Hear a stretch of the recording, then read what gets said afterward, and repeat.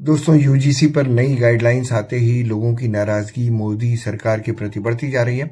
UP के बरेली जिले में एक सिटी मजिस्ट्रेट ने यूजीसी की गाइडलाइंस के खिलाफ नाराजगी जाहिर करते हुए इस्तीफा दे दिया। इनका नाम है अलंकार अग्निहोत्री और इनकी नौकरी को अभी जुमा जुमा 6 बरस हुए हैं। इस्तीफे की वजह सरकार की नीतियों और विशेष रूप से यूजीसी के नए नियमों को लेकर गहरी असहमति बताई जा रही है। थोड़े सख्त माने जाते हैं ये एसडीएम साहब। अलंकार अग्निहोत्री आईआईटी कानपुर के पढ़े हैं और यूपी पीसीएस में 15वीं रैंक थी इनकी। और उनके इस फैसले को नौकरशाही में गंभीर संकेत के रूप में देखा जा रहा है।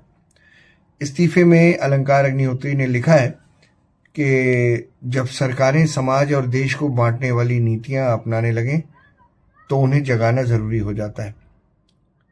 जैसे भगत सिंह बहरी सरकार को जगा रहे थे।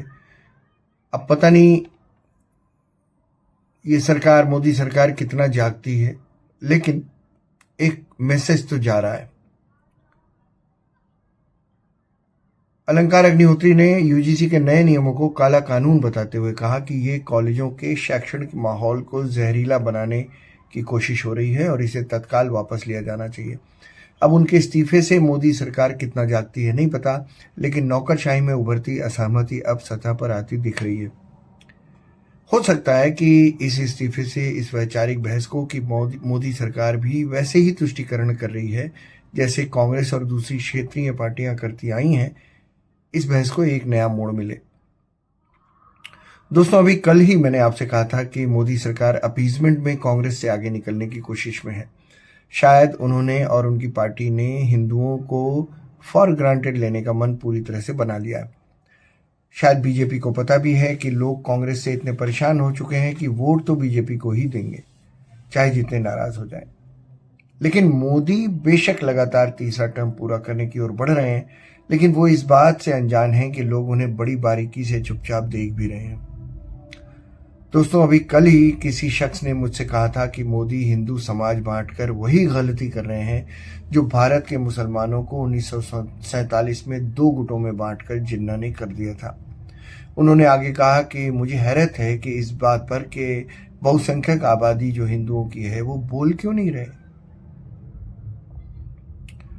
एक और साहब ने बड़ी इंटरेस्टिंग बात की। बोले, जब हम लोग ये कहते हैं कि मुसलमानों ने हिंदुओं पर सैकड़ों साल जुल्म ढाए, तो सरकार और बुद्धिजीवी कहते हैं कि 800-900 साल पुरानी बात अब क्यों की जाए, क्यों करते हैं आप, तो चलो भूल जाएं उन चीज़ों को और एक हो जाएं। तो फिर एससी एसटी और बैकवर्ड्स की बात चलती है तो वही लोग ये कहते हैं कि हजारों साल से सवर्णों ने सताया है, जुल्म ढाया है, तो बदले में अब हम उन पर जुल्म ढाएंगे और इसको एक कोडिफाई कर दिया जाता है, इसको कोड बना दिया जाता है, नियम बना दिया जाता है।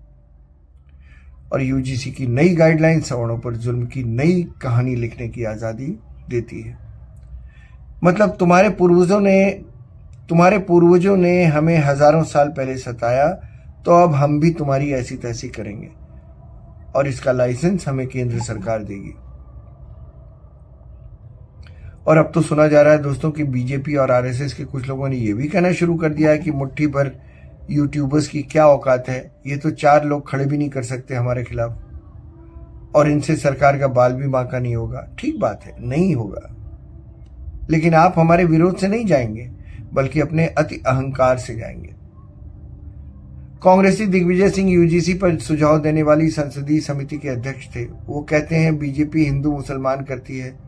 अच्छा दिग्विजय सिंह, आपने क्या किया था? आपने भी तो एससी एसटी पिछड़ा बनाम सवर्णों का जो रायता फैलाया है वो कड़वाहट नहीं घोलता, क्या मिठास घोल रहा है वो।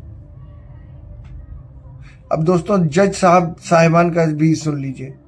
जज साहिबान लोगों से भी कुछ कहना था। सुप्रीम कोर्ट के जज साहिबान अगर इतने समाजवादी मूल्य चाहिए उनको, तो बताएं कि हाई कोर्ट्स और सुप्रीम कोर्ट्स में रिजर्वेशन क्यों नहीं है। मिलॉर्ड्स, जरा सा ध्यान दीजिए और सुप्रीम कोर्ट और देश के तमाम हाई कोर्टों में भी रिजर्वेशन कीजिए, जिससे पता तो चले लोगों को कि कितनी आबादी जजों की है, कितनी नहीं है।